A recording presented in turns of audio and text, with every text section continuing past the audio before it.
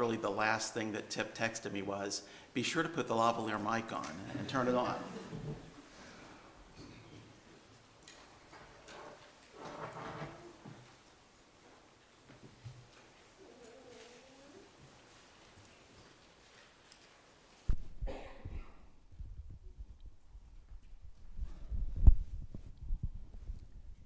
Is that working?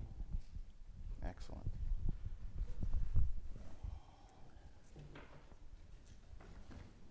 So good morning. It's nice to be here. I appreciate the opportunity to share a lesson from God's Word with you this morning. Appreciate the elders making this opportunity available. Neither of them is here. You can read into that what you will. But I appreciate very much. I'm sorry that they can't be here this morning. We've got a sermon perfect. So I want to take a moment to talk to you about a lesson from Daniel. Daniel, of course, is a book that from the very youngest we start teaching our children. And it's, thousands of years old, and yet there are still so many lessons that are in there. And before we start, because most of my lesson is going to come out of chapter 1, I'm going to go and read that to you just to remind us and get us placed. It's only 21 verses, so it won't take long. In the year of the reign of Jeroboam, king of Judah, Nebuchadnezzar, king of Babylon, came to Jerusalem and besieged it. And the Lord gave Jeroboam, king of Judah, into his hand, with some of the articles of the house of God, which he carried into the land of Shinar to the house of his God. And he brought the articles into the treasure house of his God. Then the king instructed Ashpenaz, the master of the eunuchs, to bring some of the children of Israel, and some of the king's descendants, and some of the nobles, young men in whom there was no blemish, but good-looking, gifted in all wisdom, possessing knowledge and quick to understand, who had ability to serve in the king's palace, and who they might teach the language and literature of the Chaldeans. And the king appointed for them a daily provision of the king's delicacies and of the wine which he drank, and 3 years of training for them, so that at the end of that time they might serve before the king. And now from among those of the sons of Judah were Daniel, Hananiah, Mishael, and Azariah. To them the chief of the eunuchs gave names. He gave Daniel the name Belteshazzar, to Hananiah Shadrach, to Mishael Meshach, and to Azariah Abednego. But Daniel purposed in his heart that he would not defile himself with the portion of the king's delicacies, nor with the wine which he drank. Therefore he requested of the chief of the eunuchs that he might not defile himself. Now God had brought Daniel into favor and goodwill of the chief of the eunuchs.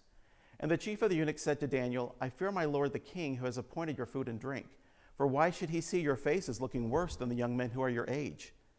Then you would endanger my head before the king. And Daniel said to the steward, whom the chief of eunuchs had set over Daniel, Hananiah, Mishael, and Azariah, please test your servants for 10 days, and let them give us vegetables to eat and water to drink.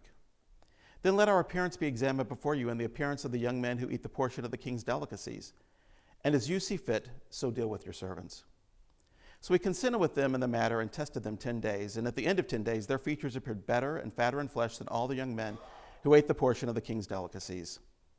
Thus the steward took away their portions of delicacies and wine, and they were to drink, and gave them vegetables.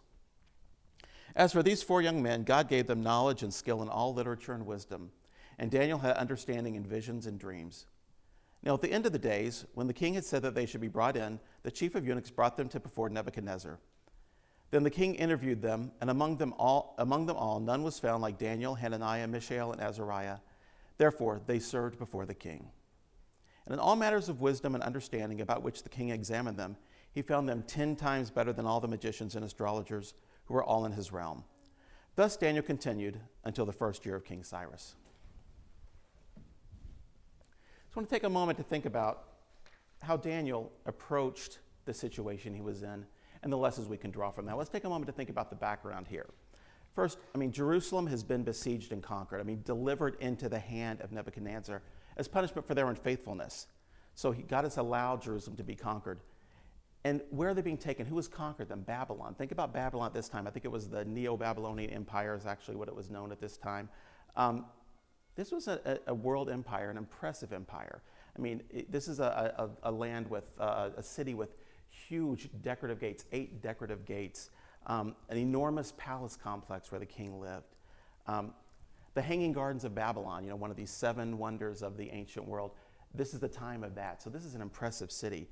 So Daniel has taken on what I tried to find a map with a scale on it. Very hard to find, but it looks to me about a 900-mile journey, walking journey back then. So months of travel away from his family, away from his support, away from his religious leaders. He's taken essentially to the big city, right? So this is a place filled with temptation for a young man who is now out on his own. And we think about Daniel, I think we've all heard this. He could be as young as 15. He's somewhere in his teen years, as commentators say. So somewhere 15, 16, 17, 18 years old. So he's definitely a young man out on his own. And why was Daniel chosen? Once again, this was not at random. The Babylonians had a plan. They took people who were significant among their own people. These young men were of royal or noble birth. They were intelligent. They'd already proven their smarts. They were educated already in their own culture. They were good looking. There was not a blemish on them. So essentially, the Babylonians identified the leaders, the future leaders, the influencers of the Jewish people.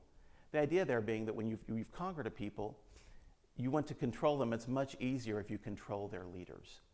So Daniel has been chosen for a very specific reason. And the plan, as you think about it, was quite brilliant. When we think about captivity, I think we think about imprisonment. We think about harsh treatment. But the Babylonians did not have that idea in mind. They had something else in mind. They were really going to immerse these influential young men in Babylonian culture. So they gave them new names, first of all. And you think about it, Daniel had a name. Daniel's name meant God is my judge. He was changed to Belteshazzar. Hananiah, God is gracious, Shadrach. Mishael, who is what God is, Meshach. And Azariah, God has helped, Abednego. These are not just new Babylonian names. They've taken their names which associate them with the one true God, and instead given them Babylonian names which associate them with pagan gods. These are Babylonian deities that these names tie to. So all these new names they've given them now kind of start pushing them into the Babylonian religion. They're giving them the best food and wine. These are not prison rations. They're luring these people in. They're enticing them with the best of Babylonian culture, right? They're getting the food from the same food the king's eating. They're being given. Of course, it would be a violation of Daniel's faith, partake in this, but they're once again coaxing them to kind of accept their culture.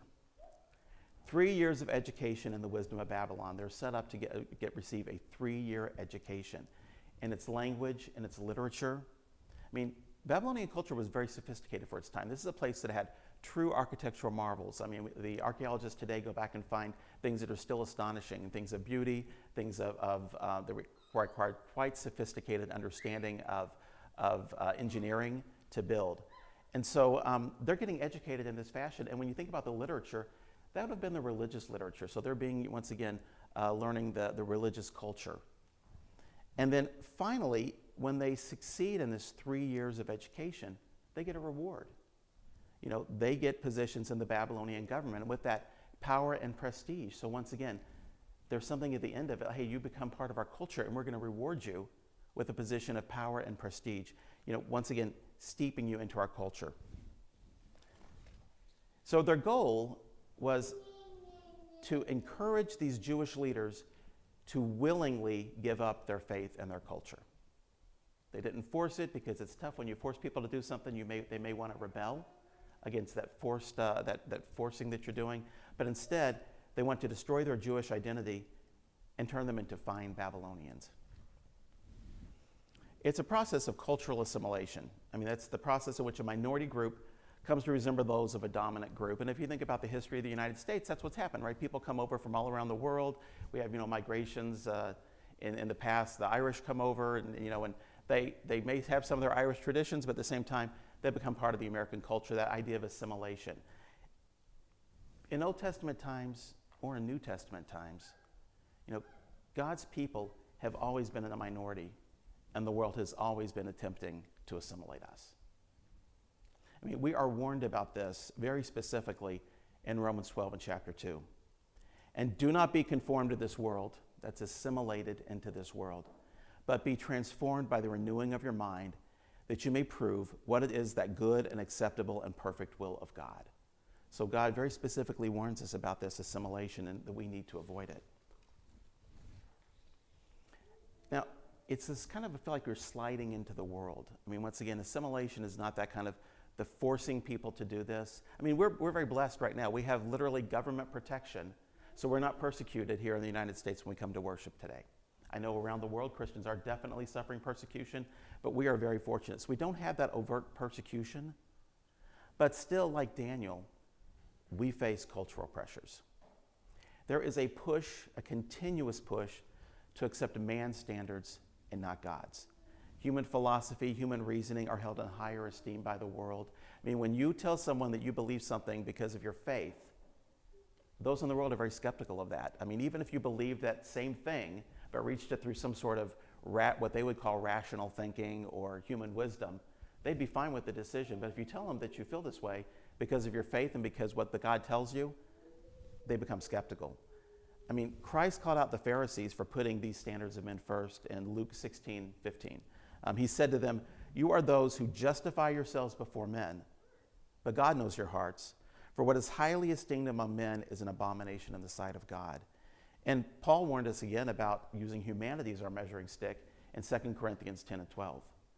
But they, measuring themselves by themselves and comparing themselves among themselves, are not wise. So God tells us that is not the measure, is not man's knowledge or man's standard. We have to live by God's standard, but we continuously are pushed to move away from that and accept man's standard just like the world. And then sometimes, the distractions of everyday life can give us this pressure, this push to just accept the world. Careers, education, hobbies, entertainment. I mean, there is nothing wrong with any of these on their own. I mean, we're told to work. We're told to provide for our families. That's good. I mean, there's nothing wrong with getting a good education. Hobbies, they say you live longer if you have a hobby. I should probably get one. But, hobbies are supposed to be good for you. Wholesome entertainment, that's nothing wrong with entertainment. I mean, we need that break. But if we're not careful, these things of the world can consume us and pull us away from our faith before we even realize it. In Matthew chapter 6, Jesus commands us to put spiritual matters first. Chapter 6, verses 19 through 21. "Do not lay up for yourselves treasures on earth where moth and rust destroy and where thieves break in and steal. But lay up for yourselves treasure in heaven where neither moth nor rust destroy and where thieves do not break in and steal. For where your treasure is, there your heart will also be." And again in verses 31 through 33. "Therefore do not worry, saying, 'What shall we eat?' or 'What shall we drink?' or 'What shall we wear?' For all these things the Gentiles seek. For your heavenly Father knows that you need all these things. But seek first the kingdom of God and his righteousness, and all these things will be added unto you." But if we're not careful, just as the Babylonians had hoped the Jewish leaders would kind of slide into the Babylonian culture, we will surrender our Christianity and become assimilated with the world. So let's return to Daniel's situation for just a moment. Daniel was in, you think about this, and by the way, decades long. This was not, he was not just there for the 3 years. He was there the rest of his life, so decades. He was in circumstances when he really could have questioned his faith. I mean, his nation, God's people, have been overcome by these idol worshipers. He's been taken captive. He's been stripped away from his family. Why has God allowed this to happen? Has God abandoned the Jewish people? So he was in a situation where had he questioned his faith, we might have said, okay, we understand. You're in a difficult situation and you're trying to figure out what's going on. He was surrounded by cultural pressures. And once again, not just as a young man, but throughout the decades of his life. He's on his own in a world empire. He's enrolled in a program that is specifically designed to break him down and lure him into another culture, the wrong culture. He's in a city filled with idols, and he's there for decades of his life. And I didn't read the entire book, but as we know, after interpreting the king's dream, he is actually elevated. He is elevated to the highest rank and given authority over all the wise men in Babylon. This sounds like a good thing, but at the same time, it's really a further temptation. He now has more at stake in the Babylonian culture and the Babylonian government. I mean, if people don't like what he's doing, if he doesn't fit in, if he's that oddball who follows the one true God, is he going to lose his position of power? He now has more to lose. He is surrounded by enemies who eventually attack him through his religion. As we know, the enemies conspire with a decree that is designed specifically to make it illegal for Daniel to pray, as they know is his practice. So his faith is literally used against him. And yet, through it all, through all these decades, as a captive, as a prophet of God in a corrupt land, as a high-ranking government official under 3 separate kings, whether he's in the lion's den, I mean, Daniel maintained his faith.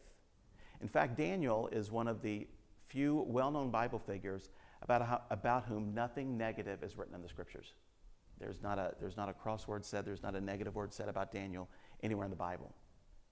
So what was his secret?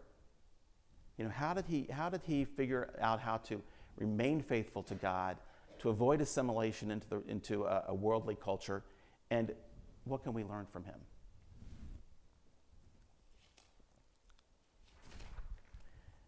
First, Daniel acted with purpose. In verse 8, we read at the very beginning there, Daniel purposed in his heart that he would not defile himself with a portion of the king's delicacies, nor with the wine which he drank.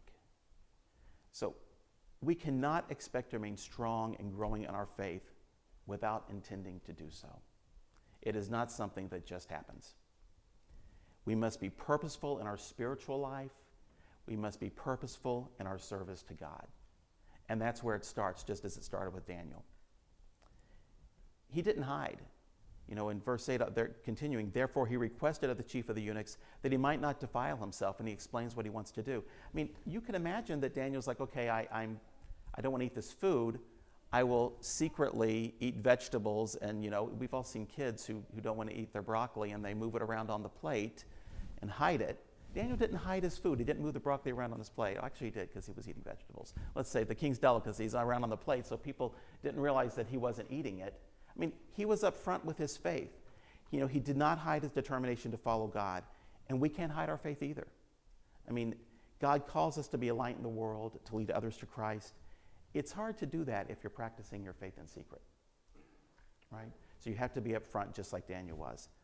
Third, he relied on his friends. Verses 11 and 12. So Daniel said to the steward, whom the chief of the eunuchs had set over Daniel, Hananiah, Mishael, and Azariah, please test your servants for 10 days, and let them give us vegetables to eat and water to drink. So he had friends there with him, friends who shared the same faith. And together, they could take on this push to join this culture. These young men had to rely on each other, and they did. And you think about the importance of our fellowship together. We're told not to forsake the assembly. One of the reasons we worship together. So we are here together supporting each other in a world that wants to pull us apart. If you look at Acts 2, verse 42, this is right after Pentecost, and they talk about the practices of the early church, and they continued steadfastly in the apostles' doctrine and fellowship and the breaking of bread and prayers. So once again, that purpose of assembling together, the fellowship that we're to have with one another. We need these positive influences to counter the negative and keep our faith sharp and growing. And I look at Proverbs 27:17, iron sharpens iron, and one man sharpens another. We need those around us who are going to support us. If you think about all the pressure we have when we leave this building, whether it's at our workplace, whether it's in our schools, whether it's just out in public anywhere, we are surrounded by pressures to pull us away. When we come together, we should from this fellowship draw strength and leave here, more spiritually committed, because we've helped each other be there. Daniel prayed. Look what happened as soon as the king signed that decree that no one could pray to anyone except him for 30 days, right? Now Daniel knew that when Daniel knew that the writing was signed, he went home, and in his upper room with his windows open toward Jerusalem, he knelt down on his knees 3 times that day and prayed and gave thanks to God, as was his custom since early days.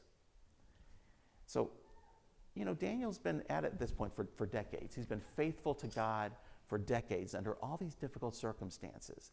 There is now this law that's been created very specifically by his enemies to target him, by those jealous people, jealous of his relationship with the king. It's been decades. Daniel could have said, you know what? I'm going to lie low for 30 days until this is passed over. I'm going to let this, go past. But he didn't. He went straight to his room and prayed, knowing what would happen, what the outcome would be. And by the way, I think it's interesting when you think about not only is Daniel doing this and not kind of taking a 30-day break from his faith, his enemies must have known he would have done this, or they would have made it perhaps, no one can ever, pray to any other deity except the king. They must have known that Daniel wasn't going to slack off for 30 days, that his faith must have been that renowned. So Paul makes clear the importance of a vigorous prayer life, taking full advantage of this privilege of communing with God. We have our friends supporting us. We have God supporting us. We have this opportunity to commune with God through prayer. I appreciate the scripture reading this morning because it's talked about, when we're told as Christians to put on the whole armor of God, we're reminded in Ephesians 6:18, once you've got that armor on, that we should be praying always with all prayer and supplication in the Spirit.